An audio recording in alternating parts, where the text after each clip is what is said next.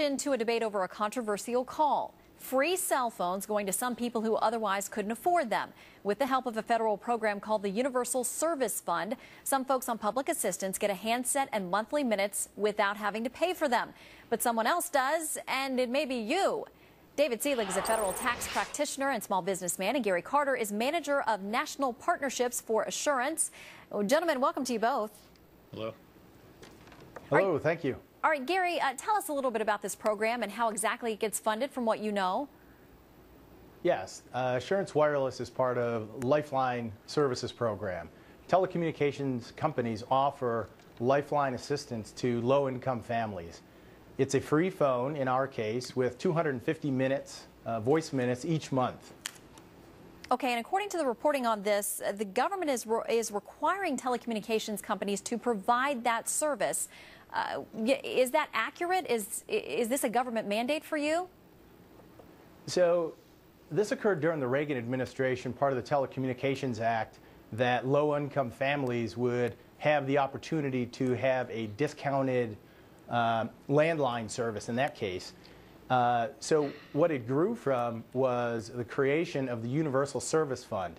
Each telecommunication company provides funding into this fund, and programs like Assurance Wireless or Lifeline are reimbursed, so the funds come out of that to help pay for that. All right, David, what do you think of the program? Sound like a good deal to you? No, it's not, and I think it's outrageous. First of all, that he's sullying Ronald Reagan and trying to make this analogy. What you're having now is the federal government extorting public companies, telling them to put money into a pool that will be paid over to provide a free benefit to individuals who really don't deserve something free on the taxpayer's nickel. Now, how does the taxpayer directly pay for it? Because these businesses will treat the expense as an ordinary and necessary expense under Section 162 of the Internal Revenue Code. It's just a shakedown. Let these individuals pay for their own phones. We already have enough budgetary problems, and it's this type of failed social planning and thinking that has driven us to the brink of bankruptcy. I mean, Gary, is it accurate to say that those costs are going to show up somewhere else for the average consumer who is paying a full-priced bill?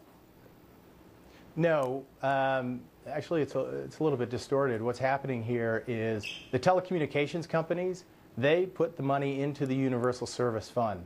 It is not a tax. What happens is programs like Assurance Wireless, the funding for that comes from that fund. So the telecommunications companies actually contribute to the USF for the Universal Service Fund. But that's money out of their pocket, so you can understand why there'd be some skeptics who think they're going to pass that cost along to consumers.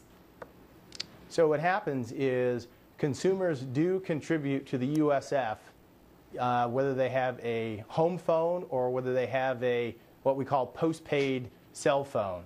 So when you see on your phone bill, there'll be a USF charge. That is what folks are contributing to pay into the fund.